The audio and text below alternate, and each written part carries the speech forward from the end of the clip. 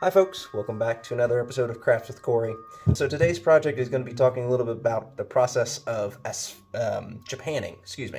Japanning is a type of finish. It is a centuries old finish. Basically, it's a black lacquer, and it creates a really hard, durable finish, like today's modern enamel paints. So if you're looking at, especially on hand planes, this type of finish was especially used on hand planes and wood tools. Creates a very smooth black finish, very durable finish. And it's, like I said, it's been centuries old. So Japanning involves several substances. I am cheating. I've got a little notebook here. Also, by the way, if you want to learn more about Japanning and the actual process and the history, Google it. Google will have more information than I will ever have. And be able to ever understand. But basically, the basics of Japanning is it has a substance called asphaltum, which is an asphalt product. Also, linseed oil and turpentine. And basically, you brush on this substance onto your material or your item. And then most accounts of what I've seen is that you bake it on to create a hard, durable finish.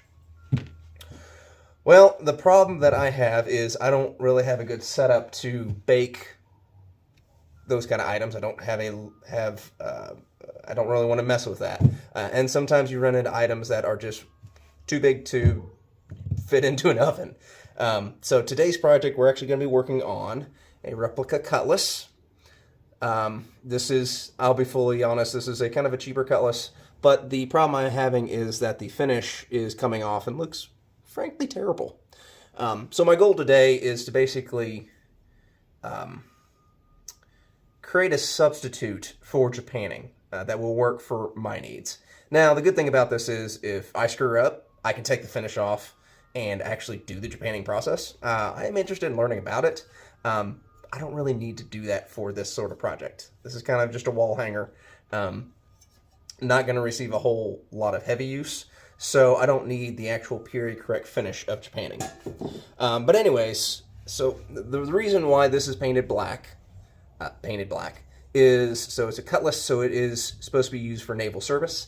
A lot of the times, things like cutlasses and muskets would be painted black in ship service because that way they don't rust, or they would be Japan, excuse me, not painted, but they'd be coated in something that would keep them from rusting. So, back in ye olde days, specifically the 1700s and 1800s, which is what I portray, it would be Japanning. So, in learning more about how to replicate that sort of finish, I ran across Japanning, started learning about it, and then I realized I'm not really up to the task of going the full 9 yards on that. I don't really want to go through all that process for something kind of relatively small like this. But I wanted to do something that was pretty good.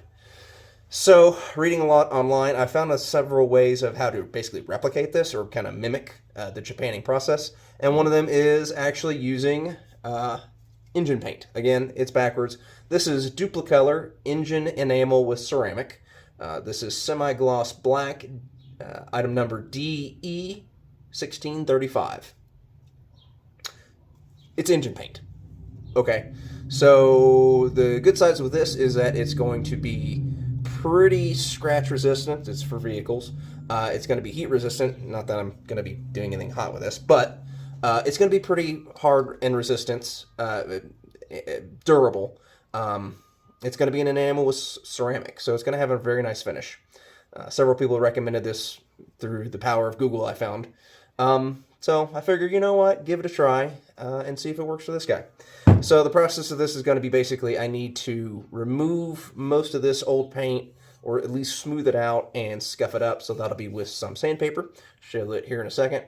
And then I am going to tape off the blade because the blades themselves would not be japanned. It would just be the handle because when you're sitting in a scabbard, you've got just your handle poking out. So, should be pretty easy. We'll see how it works and see how I like it. So, thanks for coming along. Alright, so, manually sanding this with sandpaper would take a lot of time. I have had some good luck with cleaning helmets with an angle grinder with one of these scrub brush attachments. What is this called? Polycarbide abrasive wheel. We'll see how it works. If it gets too aggressive, we'll go the old-fashioned way, but we'll see how it goes.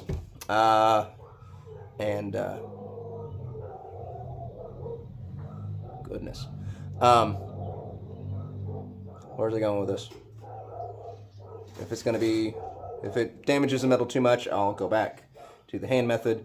Yeah, probably gonna be a little bit of a boring video because I'm not gonna do a lot of talking. I'm just gonna do a lot of working. So first, eyes and ears. I should wear gloves.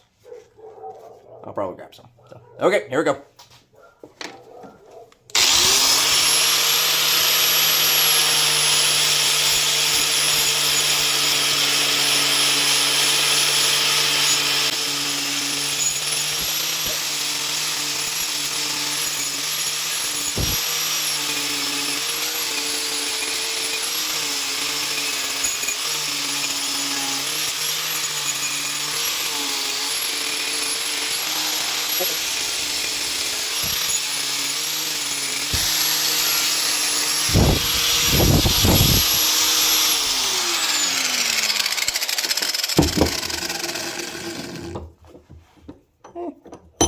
Not terrible.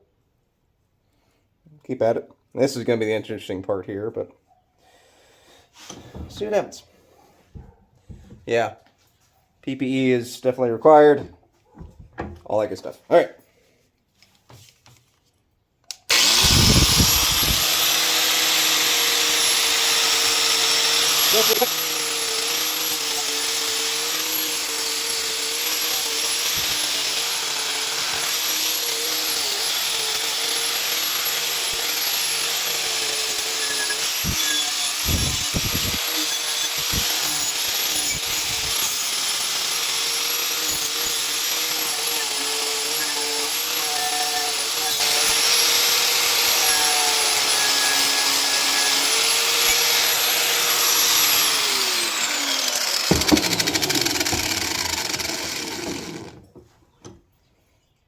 Getting there.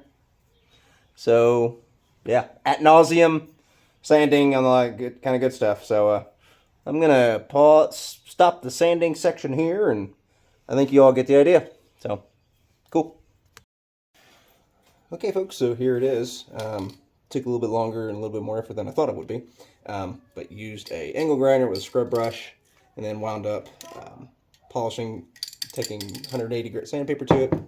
And then I finished everything off with 600 grit sandpaper just to smooth it out and get out any working marks. And then I degreased it all with brake parts cleaner. So, I'm going to give it a shot with our Dupli-Color engine paint and see how it goes. It's going to be, the goal is light coat, so I'm not trying to get it all done at once, just so we get better adhesion. Let's see how it goes.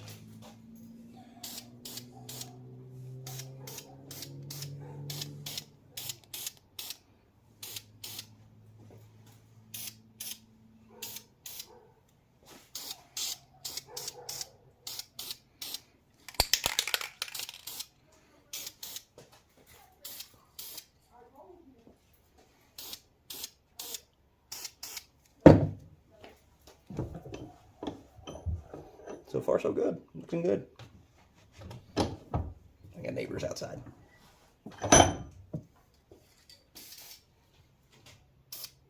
Trying not to paint the camera, which is my phone. Okay. Looking pretty good.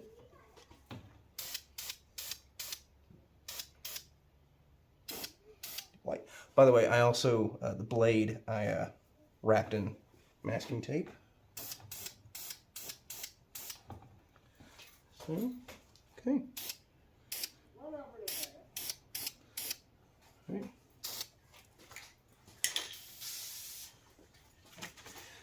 We will let that dry and give it some more coats of paint. Okay, it's time for the finished product.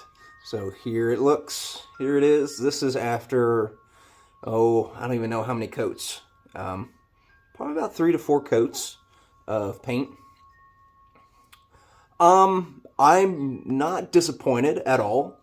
I think it is a paint that still requires a little bit of skill. You definitely don't want to put it on heavy. It will run pretty easily and it will streak. There's a couple of points in here. Got a couple of dots, stuff. Yeah, right there, a couple of flakes. So I'm also not in the cleanest of environments, so a lot of dust and stuff. But it is a paint that can run and can drip. So I'm not disappointed. I think time will tell how well it works and how well it stays on. So maybe I'll update this video later on. But overall, no, I'm not disappointed at all in this. Again, this was a very cheap cutlass. I think this was like $100, but also it's a cutlass. It's not a ceremonial weapon. It's supposed to be basically just the everyday common sailor's fighting weapon. So, and for something that will spend most of its time in a scabbard, I think it'll be fine. I forgot to put on the leather pad here. That goes against the cross guard, the hilt. I don't remember what the parts are. But anyways, for something that will spend most of its time sitting in a scabbard, yeah, I think it'll be fine. Yeah, not too bad. So, yeah, maybe a possible alternative to Japanning. I would love to actually be able to learn the technique of Japanning and actually go through the whole process. But for something like this, something not as critical, I think the engine paint's pretty alright. So maybe you learned something. Hopefully you did. If anything, hopefully you got the inspiration to actually try things out and give it a shot and try and fail and try again. So as the motto of Crafts with Corey goes, it ain't perfect, but neither am I. Thanks, everybody.